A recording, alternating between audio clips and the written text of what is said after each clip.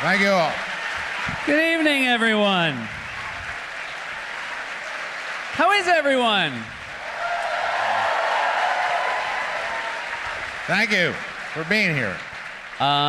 It is an honor to be here with you tonight.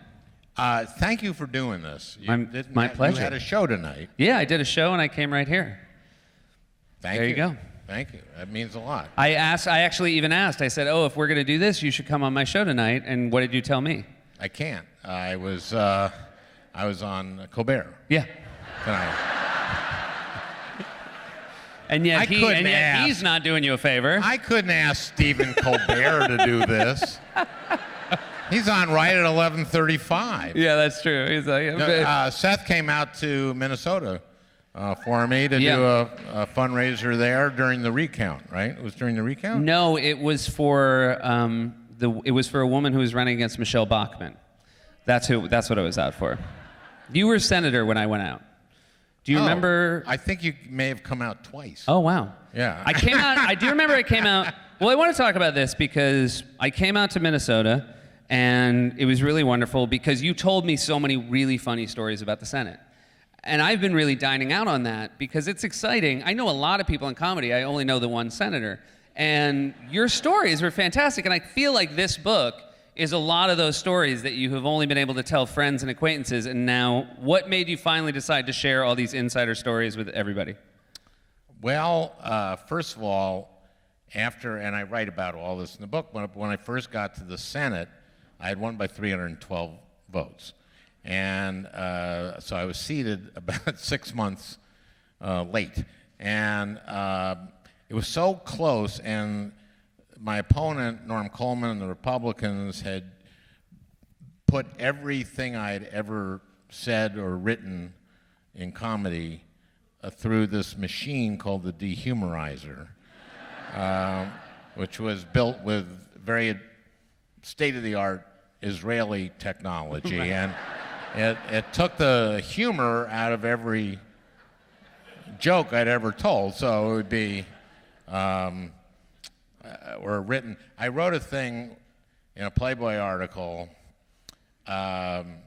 which was the millennial Playboy issue. It was January 1st, 2000, and William F. Buckley wrote in it, and Isaac Asimov, and I wrote a funny piece. And I thought, I'm going to write a parody of a Playboy piece, which is like, what are the hip thing that a hip guy should have, right? And like, they used to do that for stereos when I was a kid, or, jet skis or something like this. So I thought virtual sex, it's Playboy, right? Yeah. And so I said it at I started by saying that, this technology, the internet, has done incredible things. And I wrote a joke, which is a very conservative joke, and you'll be the judge. Here it is. It's the internet is an incredible learning tool. My son last year did a great 6th grade report on bestiality.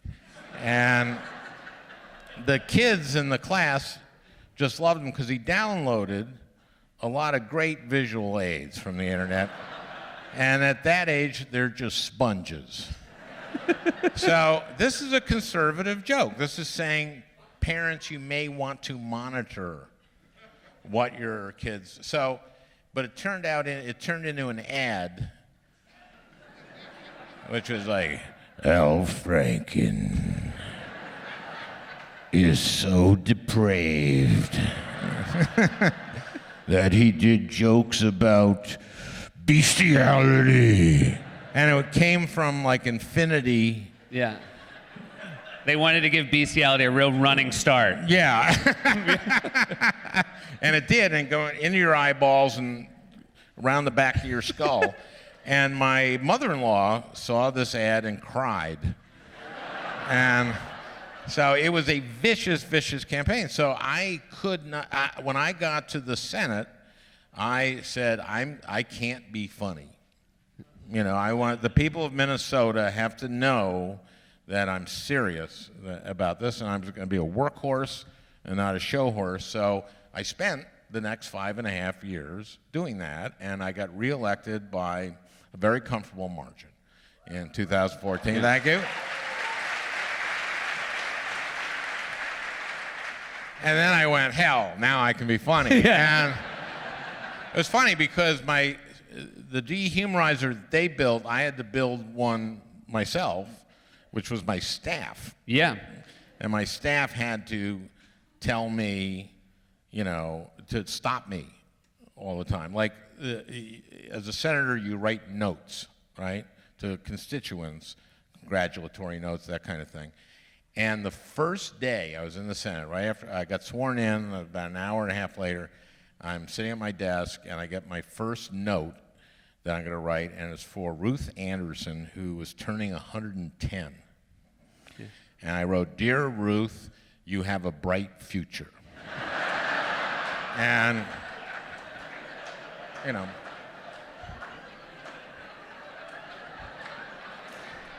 so my chief of staff, I give it to my assistant, and my chief of staff comes in and goes like, "What the hell is this?" And I said, "Well, it's a joke. I thought Ruth might enjoy it." And and he went, "Uh-huh. And do you think Ruth's family will enjoy it? Yeah. You think her grandchildren will enjoy it?" And I went, "Oh yeah." You say in the book that you believe Senator McCain would like this note because you also mention a birthday note that you wrote to him that your staff wouldn't let you send. To McCain? Yeah, and Yeah. I agree because Senator McCain has a good sense of humor. He does, and I wrote this. This one actually had a debate on it. I wrote, "Dear John, happy birthday." It was a birthday note. "Happy birthday. Hope you have a great year. Of course, any year would be better than a year you spent in the Hanoi Hilton." Yeah. What's this? What's this? It's a joke. John's got a good sense of humor. You can't wait. Does his staff have a good sense of humor about his time in the Hanoi Hilton? And now, who was it? Kay Bailey Hutchinson. Who had the note that she told you in the book that she has framed because she liked it so much? Oh, so what happened was, because I had my own dehumorizer, my chief of staff, on the notes particularly, I just wrote whatever I wanted, and I knew it wouldn't get past them. Right. So I would do birthday notes, and I wouldn't think about what I wrote. I just write it. I just write a note. And so Kay Bailey Hutchinson, who was senator from Texas, now retired, comes up to me on the floor and goes, "I just loved your birthday note." And I had no idea what I had written her. And it was something on the order, so I go back and I found out what it was like, "Dear Kay, you're just a great senator, blah, blah." "Oh, wait a minute. Oh, no, I thought this was Kay Hagan." And she was like, "I love that. God, it's so funny. The whole office." You said you had to show people you were a workhorse and not a show horse. I came down for the Mark Twain Award. Tina Fey was getting it. And Amy Poehler and I came and had lunch in your office. Right. And then you walked us around the Senate, and we felt like you were telling us every joke that you felt like no one you worked with would get. And so I actually feel like my analogy would be that you were a racehorse that was not let out of your stable until you got to write this book, because you seemed so repressed with all this comedy that you did not have the right audience for. Now, I could be funny with my colleagues on the floor. We had rules. I could be funny on the floor with my colleagues as long as it wasn't too loud. Mm-hmm. And so my colleagues, right away, because a lot of the Republicans I was worried about, because I had spent a lot of my career in satire writing, heaping scorn and ridicule on Republicans. So I thought they might be wary of me. But they got it right away that I was, so like I got sworn in, and then like a few minutes later, Jim DeMint, a very, very conservative senator from South Carolina, he's since retired from the Senate, and came up to me and said, "How are things on the far left?" And I said, "They're great. How are things on the nutcase right?" And And he laughed. He thought it was funny. And then that was our relationship, was just giving each other crap, you know? And a lot of my colleagues, I told you this, when we had 60 senators at this time, 60 Democrats, and there were only 40 Republicans at that time. It can't happen. It can't happen. So one day I just went over to the Republican side with Risch and holy moly, the other oh boy, Mike Crapo. So Risch and Crapo, and I go over there and I go like, oh my God, it's so crowded over there. I just had to come over here to breathe. And they got it. They thought I was funny. And also I laugh a lot. And so it took like a day for my colleagues to go, oh, I get it. Yeah. You know, he became a comedian because he's funny and he likes to laugh. So that was quick. But I couldn't be publicly funny. You talk in the book, there's a moment where you write in the book about both the angel and the devil on your shoulder arguing with you about the joke that you want to tell. Yeah, so I had told a mild joke that came out of the situation in the Sotomayor hearings. And she had said that she had, become a prosecutor. She had been a prosecutor because of watching the Perry Mason show. And I said to her, when it got to my questioning, I think it's odd that you became a prosecutor from watching a show where the prosecutor lost every case. Yeah. And she said, well, actually, Perry Mason lost one case. And I said, okay, well, we'll get to that later, not meaning not to. But then I had a 30-minute line of questioning. I had about a minute and a half left. I couldn't develop my last line of questioning. I said, okay, what case was it that Perry Mason lost? And she said, I don't know. And I said, didn't the White House prepare you?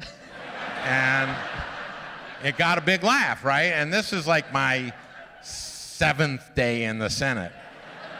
But it wasn't, I thought the rule was like I couldn't think. That was just in reaction to what she said. Right. Oh my God, it was like, there were all these navel-gazing pieces like, is Franken unable to not be funny? Yeah.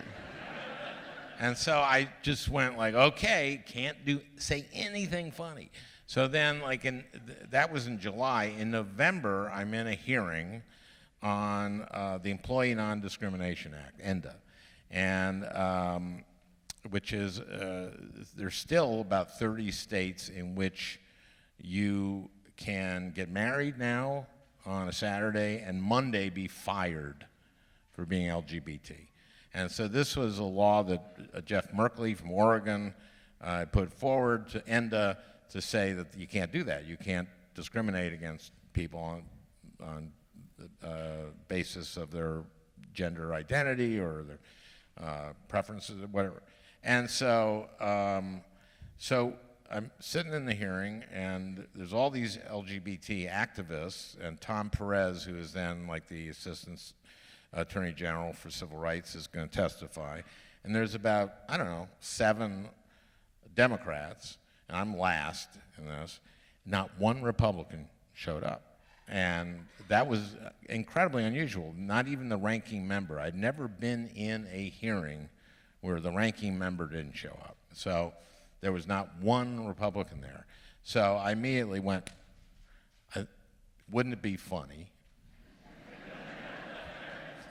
if when it got to me to say, I think it's a shame that none of the gay members of the committee showed up.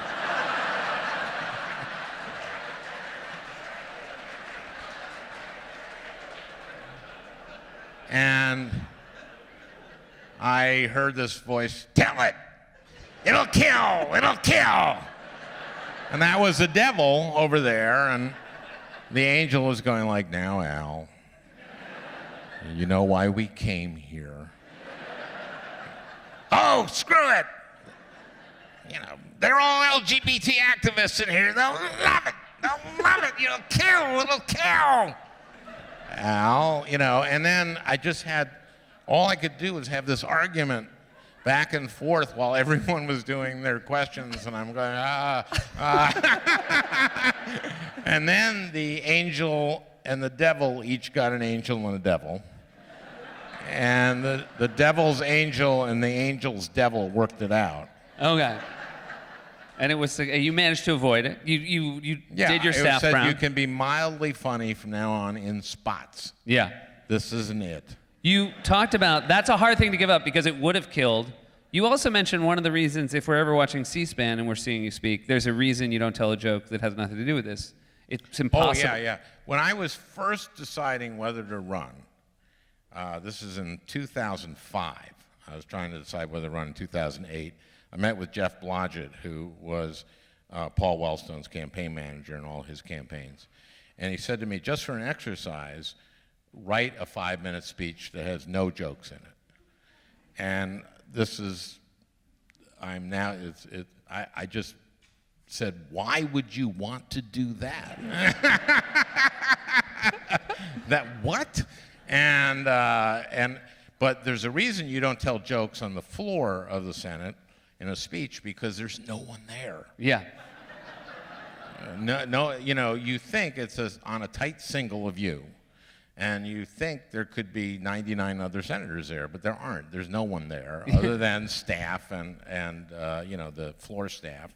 And so don't tell a joke, because it'll be silence. Right. And it'll die, and at home it looks like, oh, he told a joke and it died. Yeah. But no, there's no one there. So that's why you don't do that. I remember being in Minneapolis with you, and we went out to dinner, went to a restaurant with you and your wonderful wife, Franny, and they had a private room set up for us in the back, and you and Franny immediately said there's absolutely no way we can sit in the back. We have to sit in the center of the restaurant. Do you remember that? Well, we had to sit, not in the center, we had to sit in they saw we were going into a private room. Right. And I said, no, Franny said no. Yeah. And then we went out to... I remember you telling me that the reason is when you win by 330 votes. 312, yeah. But thanks, you have to thank everyone. Well, you have to thank everyone, and you can't lose a vote like, oh, that Franken. Yeah. Now that he's a senator, he thinks he's better than everybody. He's got a private room. Yeah. We just don't do that. And you fly back and forth from D.C. to Minneapolis all the time, obviously. Yep. You've flown so much that you would get upgraded to first class every flight just on miles, and you won't allow that to happen either, right? No, because people assume if you're in first class that the government is paying for it. Right. And they aren't, either way. And also, I have free upgrades. They know me now, so they don't give them to me. Yeah. But I go fly coach, and it's not, it's fine. I mean, it's fine. And I would imagine having your constituents walk by. Yeah, but you don't want to tweet, or a picture of you in first getting a cocktail or something, and they're in coach. So, and it's amazing how many times people go, "Thank you for writing coach." Oh, thank you. That's so great that you're writing coach. So, obviously, this is an interesting time. It's one of the reasons this book seems to be coming out at a good time. I want to talk about with Jeff Sessions, who's a friend, Senator Sessions. Senator Sessions and I were friends. Yeah. But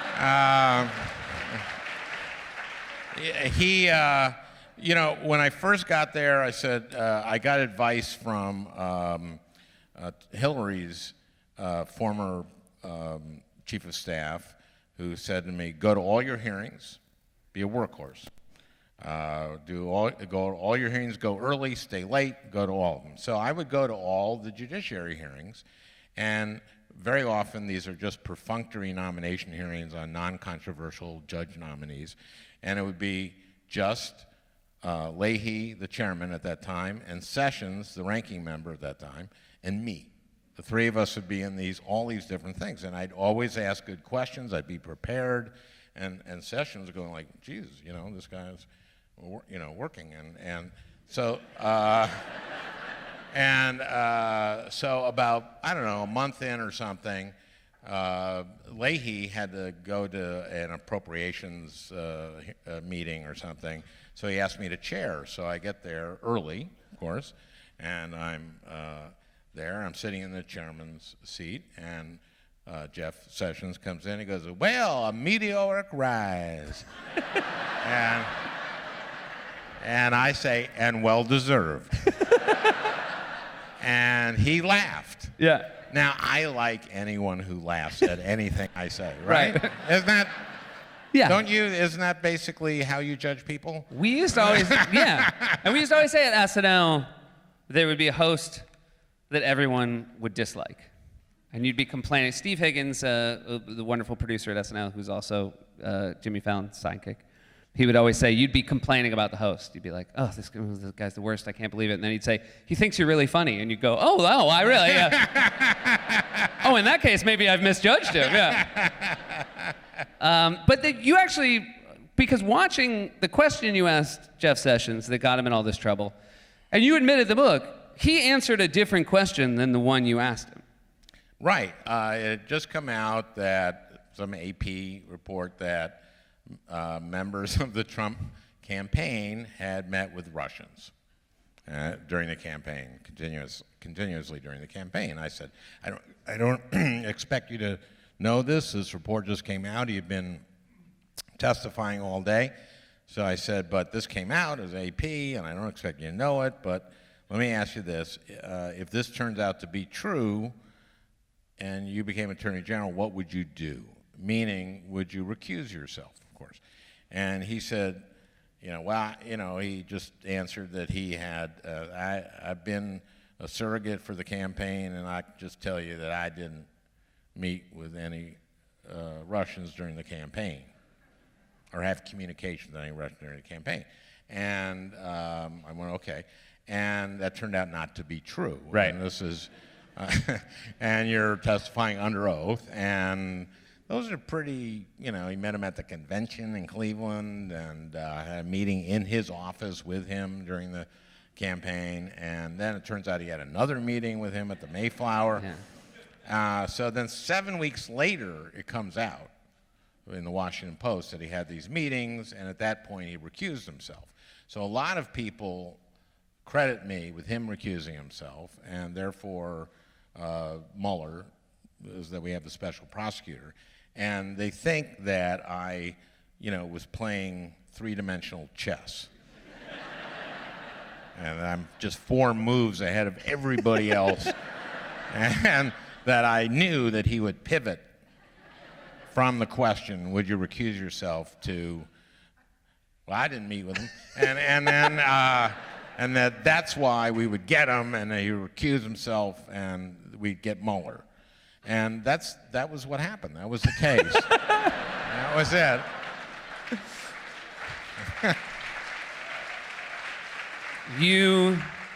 I want to go through some of your other, the book's wonderful, and your relationship with other Democratic senators is good reading, but it is fascinating to hear about the efforts you made with your Republican colleagues. Tom Coburn of Oklahoma, you made every effort.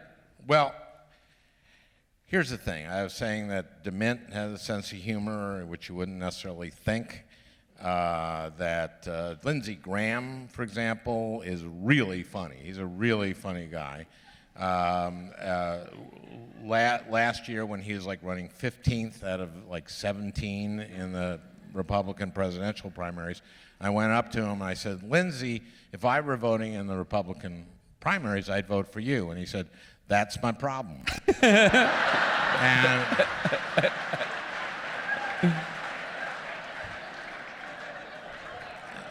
so I have a lot of funny colleagues. Tom Coburn of Oklahoma has no sense of humor. Yeah. And I think he would say that. He would kind of acknowledge that actually sometimes. He was on Judiciary, and sometimes he'd go, "I don't get Al's jokes." And So, but the first like 3 exchanges I had with him, we just, you know, it didn't connect at all. So I went up to him. I was there about 2-3 weeks, and I said, "Tom, can I take you to lunch?" And he went, "Well, take me to breakfast." So I said, okay. So we met for breakfast a couple days later in the Senate dining room, and so it's about 8 in the morning. I said, "Look, Tom, for the next 40, 45 minutes, whatever it is, let's just have fun, okay?" And he goes, "Okay, fun." And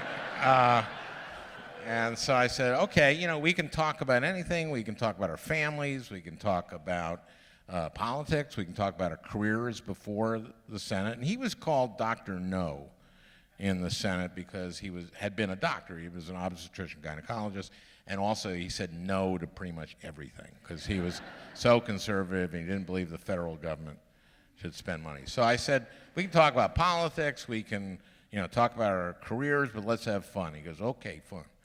And so I said, "Okay, good. Let's talk about careers, our previous careers. Let me ask you, to be a doctor in Oklahoma, do you have to have any formal education?"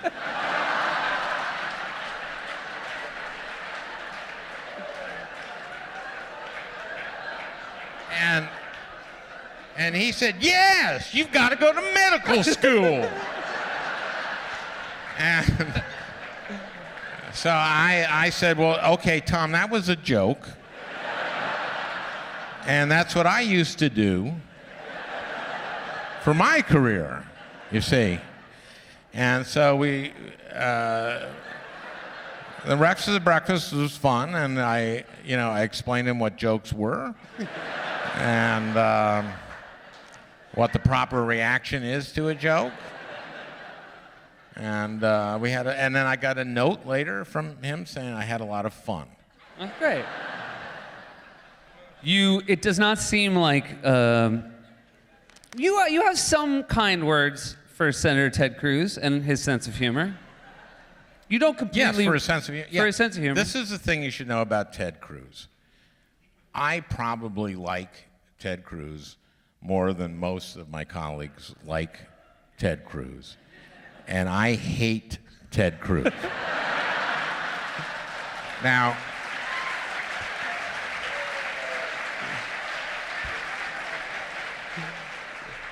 and one of the reasons I like him a little bit, he does value humor, I think. Yeah. I think. You never know with this guy. But I justify this in the book about his word's not good. He's like a toxic coworker. He's like the guy that microwaves fish in the lunchroom. And this is not a partisan. This is a nonpartisan issue. No. Like, it seems like Republicans also I did have a Republican say, "I love the Cruz chapter." There's a story in the Cruz chapter. My senior senator, I don't know why in the introduction, the introducer, Kalen, I think, said I had to say that I was a junior senator. Seemed very unnecessary, but I am, and my senior senator, Amy Klobuchar, is very funny. Yeah. And Amy refuses to let me write jokes for her if she's in a thing, and she will let me look at them, though, and maybe punch them up a little bit. Mm-hmm. So she, in 2013, she signed. She was asked to do the Gridiron Dinner, which is this humorous dinner, and she was taking the Democratic side. So she ran some jokes by me, and one was about Cruz. And this was, in 2013, this was just like a couple months after the Carnival cruise that had gone out to sea and had been towed back after 10 days out there. And it got towed back because the engine died and nothing worked on the thing. It was called the Poop Cruise. Yeah. Remember that?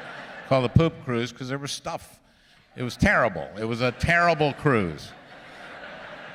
So she wrote this joke her joke, she said, when most people think of a bad cruise, they think of Carnival, but we think of Ted.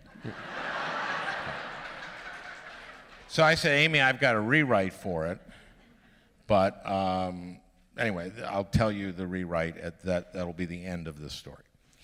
So the Thursday before the Gridiron, before the Saturday of the Gridiron, I see Amy go to Chuck Schumer and ask him something, and then she goes to someone else, and I go like, oh, I see. She's clearing the jokes that she's telling about her colleagues, and then I see her head to Ted Cruz, and I go like, I just want to be part of this.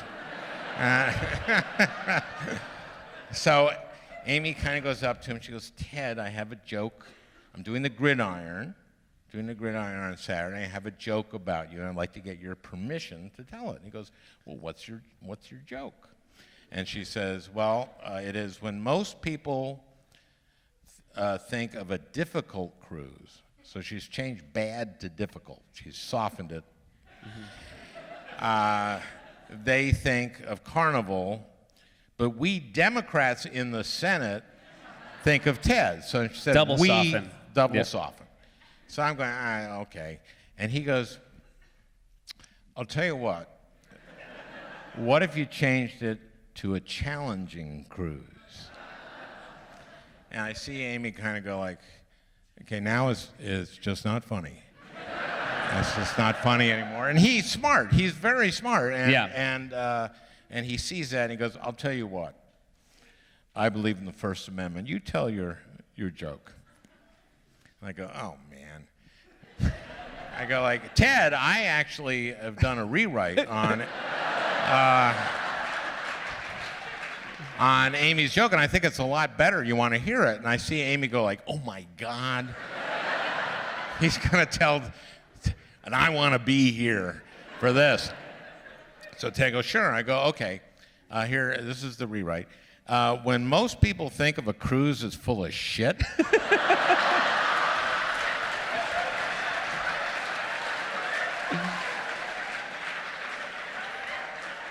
they think of Carnival, but we think of Ted. And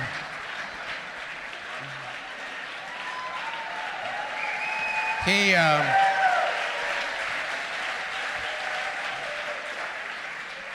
had argued, he was Solicitor General of Texas, he had argued cases in the Supreme Court.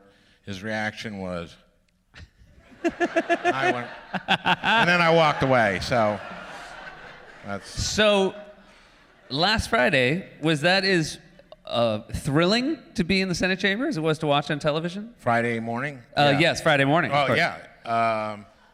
It was a big, big victory for the American people, let me tell you.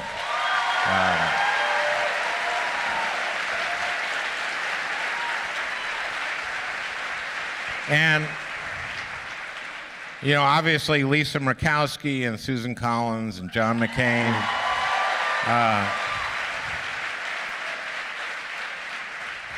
they stepped up, but the credit really goes to the American people because people made their voices heard. And the Republicans had 7 years to come up with something to repeal and replace the Affordable Care Act with. And everything they came up with was terrible. It was awful. And it left tens of millions of Americans without health insurance who otherwise had it. And actually, the prices went up for most people.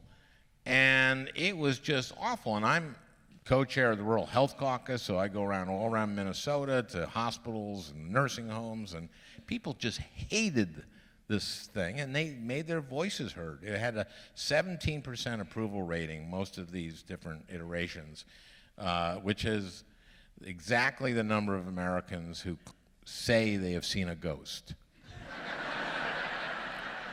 And I'd like to see the Venn diagram. I think there's a lot of overlap. A ghost told me this would be okay. Yeah. Those are the people that approved of it. And people made their voices heard at town hall meetings and demonstrations and emails and letters, and I think it made a real difference. And I don't think many of my Republican colleagues were comfortable voting the way they voted. And I hope that this means that we will go to to regular order, to have hearings in our committees. I'm on the Health Committee, the Health, Education, Labor, and Pension Committee. We should be right away focusing on how to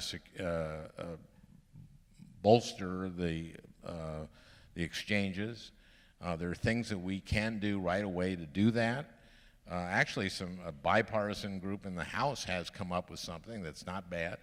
I have some problems with it, but I mean, we can get there, and we need to do that because these are coming on online. These plans, and we can actually have prices that are lower this year if we do the things that we need to do. And we also need to get under control prescription drug prices, which have spiked in the last 3 years. Everybody knows it.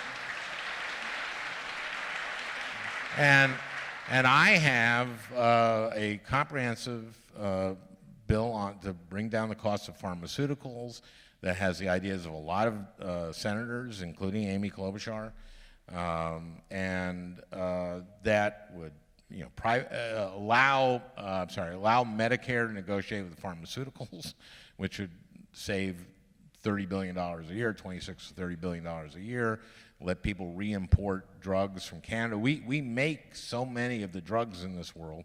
We pay more than any other country. We pay several times as taxpayers. We pay for NIH, National Institutes of Health, basic research that the pharmaceuticals use. Pharmaceutical companies spend more on marketing than they do on research. We need to get those under control, and we can do it if we work on a bipartisan basis. I really believe that. Now, I hope so.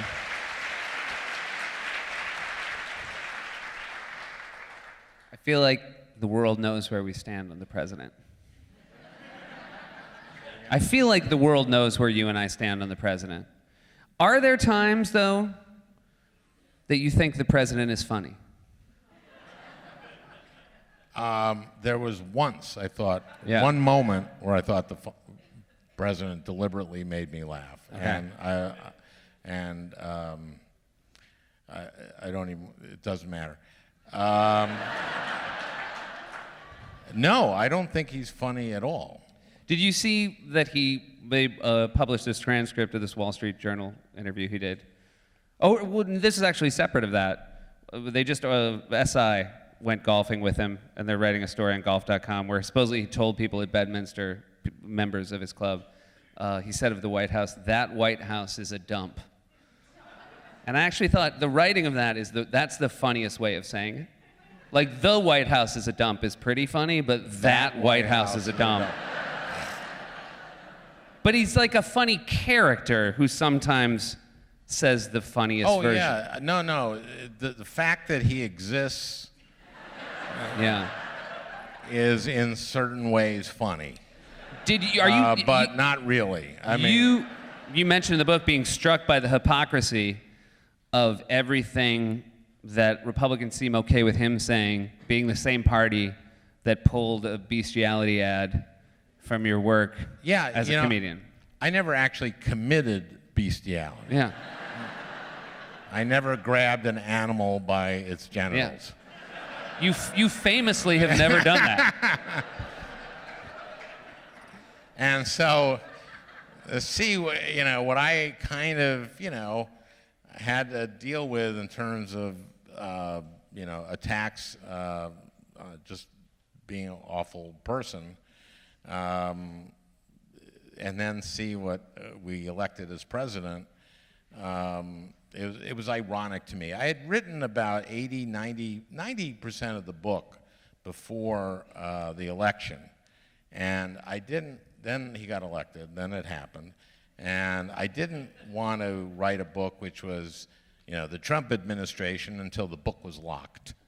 Mm-hmm. I didn't want to do that. So I really started to look at what I had already written about my race and his race, and about what I had done in my career with Lies and Lying Liars Who Tell Them, and Rush Limbaugh is a big fat idiot, and talked about lies. I was big on, that it was almost quaint that I made a living, showing that people were lying. And now it doesn't matter at all. And and also, those books were about Rush Limbaugh's Big Fat Idiot, was about Gingrich, but it was also about Rush and talk radio. And it was Lies and Lying Liars, about Fox News. And we have become a nation where it gets our information now with the internet too, where we just self-sort and get information that confirms our own bias. And it's a very troubling thing. What do you have any faith or any hope that the Republican Party will adjust itself in any way? I have hope. Yeah. I have hope. Mm-hmm. I think there are colleagues that I talk to. I know there are colleagues that I talk to who are distressed by the president and by his behavior, and they're just nervous. They're afraid because his base seems to be sticking with him, more or less, and his base is kind of their base. So there are some that are very worried about distancing themselves or criticizing him, and I think that's them. They have to make that calculus.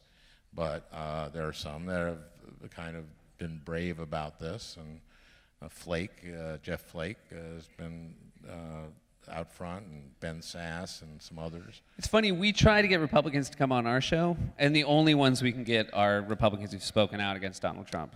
We can get Ben Sass to come on, we can get Lindsey Graham to come on, but the reality is you realize no Republican who supports him wants to actually come on and answer any questions about it. Well, they may have noticed that at the beginning of your show very often,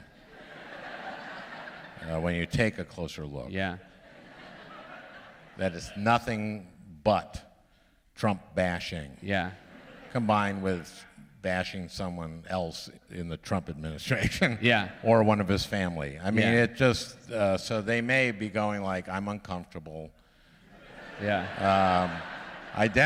Coming on after a closer look, in which the President of the United States, who is with my party and who 86% of Republicans in my state love, and who I have to get the endorsement, I have to get the nomination in my state, and I can't possibly lose to a Democrat because I'm in a really red state.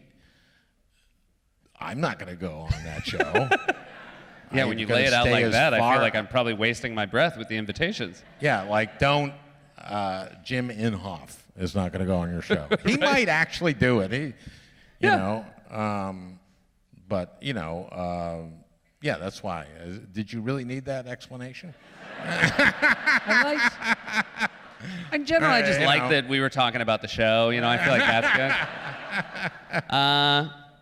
SNL, it was very nice because obviously I grew up watching you on the show, and you were always very kind when I was at the show. You were somebody who would stop by every now and then. You submitted some sketches.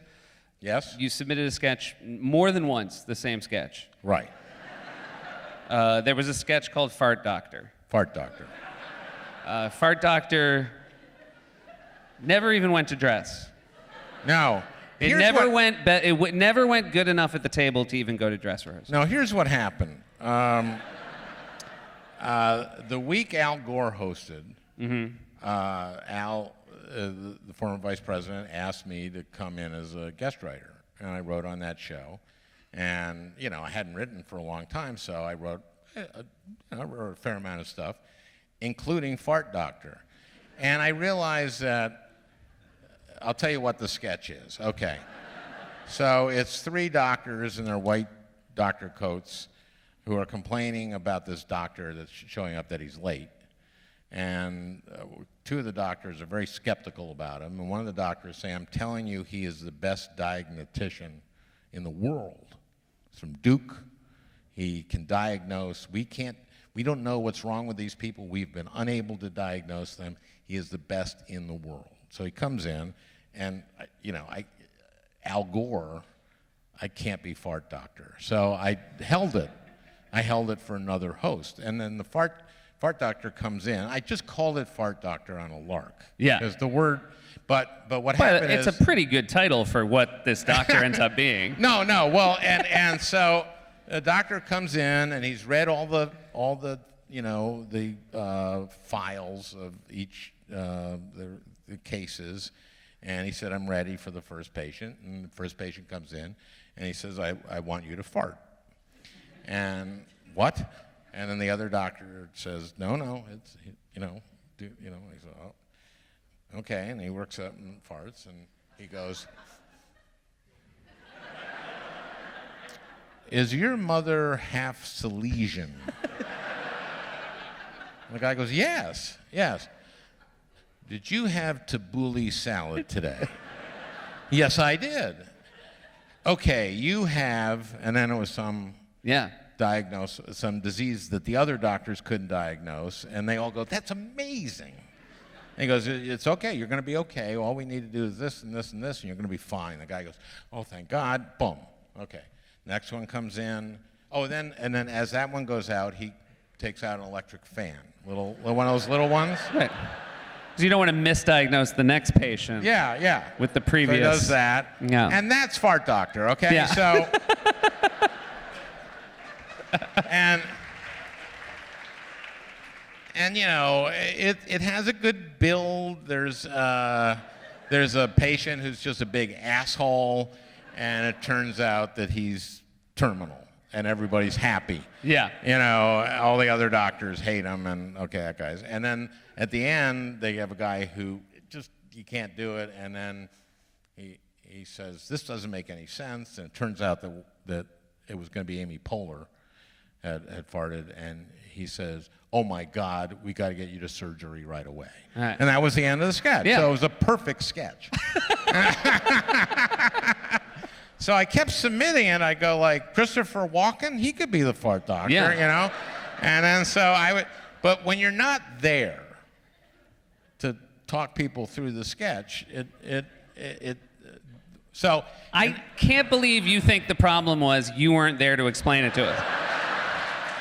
Like, that a room full of comedy professionals at the top of their game couldn't wrap their head around this premise.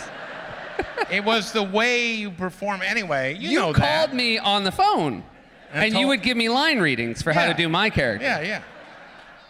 I'm still, but now here's the thing that just pisses me off about it is Tina Fey. Yes.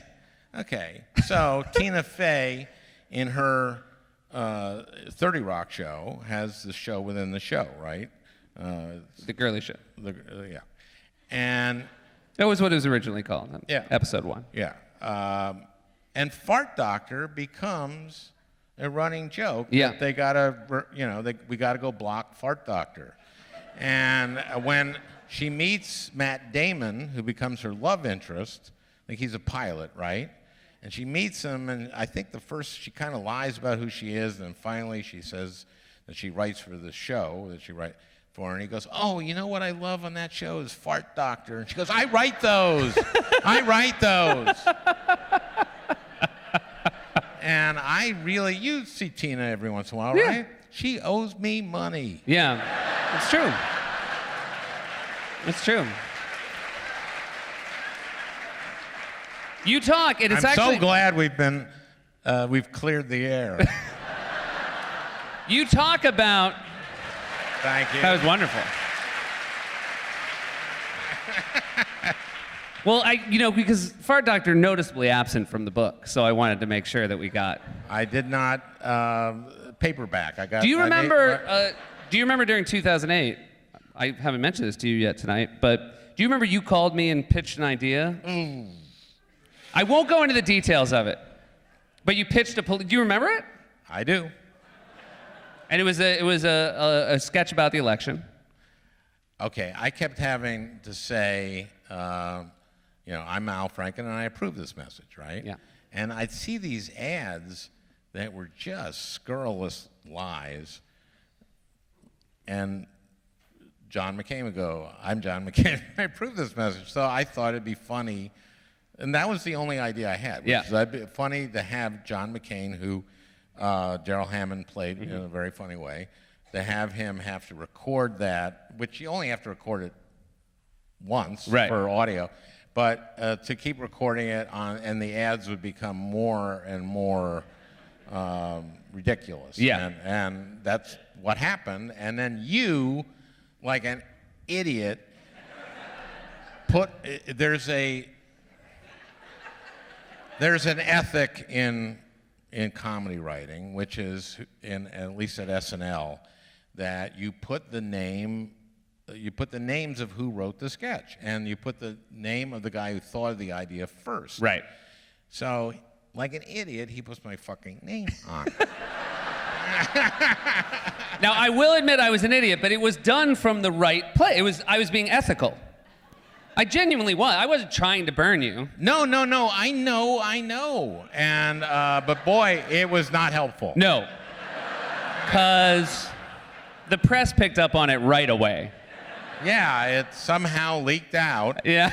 Because there's only 80 people that read through. But I always felt bad about that. But it was a really fun sketch, and thank you. You talk about... I barely had anything to do with it. Look, it's too late. Your name was on it. I don't know. I can't get out of it now. You talk about Tom Davis, who was also one of the most wonderful people I ever got the chance to meet on the show. A legend. You guys started together. Franken and Davis started. Franken and Davis. High school. And that...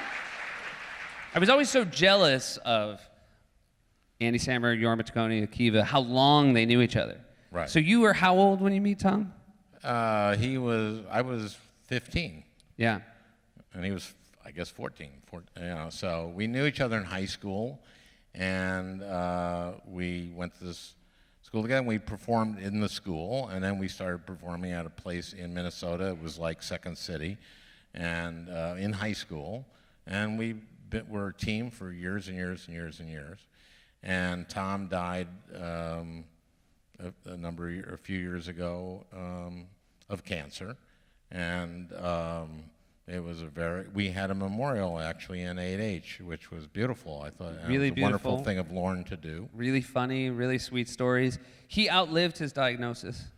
Yeah, he had been diagnosed. He was given a year to live at the most, and he lived 3 years, and he kept apologizing to people. He was incredibly, he grew up, he said. This is what he said to me. Because we had broken up because he was an alcoholic and drug user. And he never stopped, but when he got that diagnosis, he just grew up. And the way he went out was really a gift to me. Who has the book? Because I want to read something. It's right here. Oh, we have Of course. Do you need a water?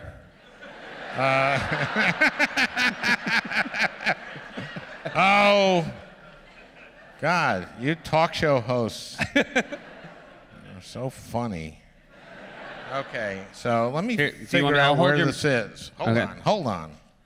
I was going to ask you to read something from this. No, what I'm going to read is, basically, I did this eulogy for Tom after he died in the Senate. In the Senate. I'm a crier, so I had to do it, practice it 40 times, and so I could do it. And I made it all the way to Rest in Peace. And so it says, the next day I was sitting in a Judiciary Committee hearing when a staffer slipped me a note. Leader Reed is on the phone for you. It was unusual for the majority leader to call me in the middle of a hearing. I got up, went to the anteroom, and picked up the phone. Harry? Al, I read your eulogy to your friend. He was quite a guy. Yes, sir, he was. I love this part, the dark side of death. I smiled. Then Harry read a passage from a piece Tom had written about dying. And this is, in the foreseeable future, I will be a dead person. I want to remind you that dead people are people too. There are good dead people and bad dead people. Some of my best friends are dead people. Dead people have fought in every war.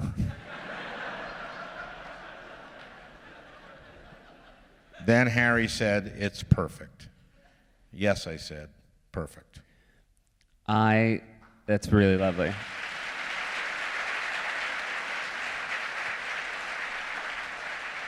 Hopefully, there was something else, because again, you talked about how he grew up and had this very noble end of his life.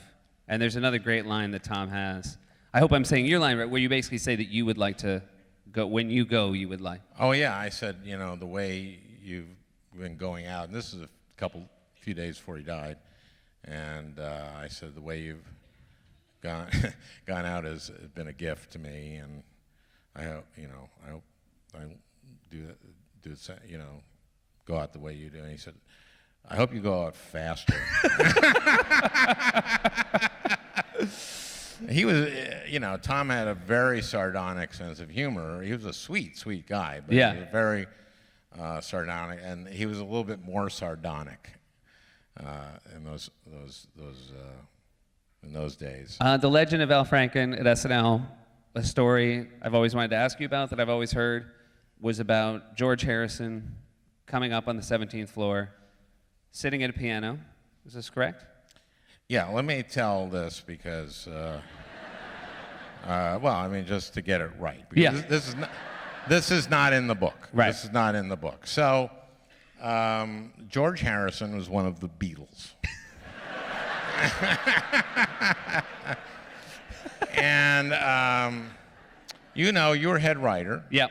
And the show gets written essentially Tuesday night, Wednesday morning. Yep. Late night, early morning. And so the prime time for writing, I'd say, is between 8 p.m. and 3 or 4 a.m. Don't you think? Yep. Would that be fair?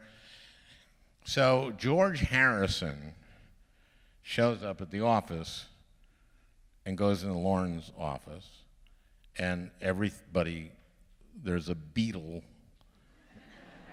and it's not Ringo. There's a Beatle in the office on the 17th floor. Nothing happens. Okay, so this is about 8 o'clock or something like that, and there's like no one will do anything. Now I'm a producer at this point. I'm going like, guys, we got to write the show. George Harrison's here. George Harrison's here. So then Lauren and George go out to dinner. So now we start to get to work. Well, 3 hours later, they come back from dinner, and George Harrison is very drunk. And he starts hanging around. And nothing is getting done. No one can write anything. They're just trying to be around George Harrison, of course. So then he sits down at the piano and starts playing music. A Beatle playing music live in our office. Everyone is gathered around the piano. 20 minutes, 30 minutes, 40 minutes, nothing is going to get done until he leaves. So my office happened to be about 12 feet from the piano. And I go up to Phil Hartman and I said, watch this. Now remember, Harrison's very drunk. Okay. So I go into my office and I slam the door as hard as I can. And I didn't see it because I did it from the inside. But evidently he jumped out of the piano bench like about 3 feet and then left.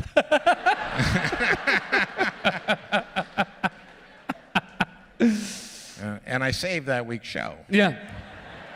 And I'm sure everyone appreciated it and looked back on it with... Yeah, well, I still have people from that.